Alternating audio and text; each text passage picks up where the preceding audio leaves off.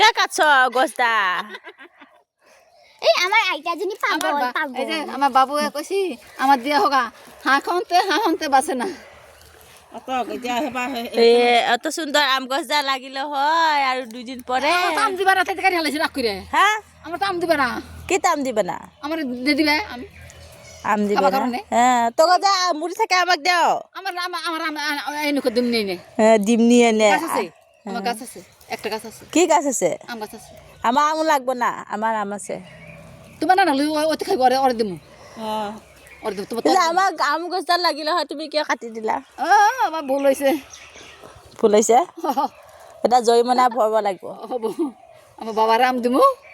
তরে নে দিম তুমি এবাৰহে দিবা এইটো আম যে সদায় লাগি থাকিলে হয় তই হ'লে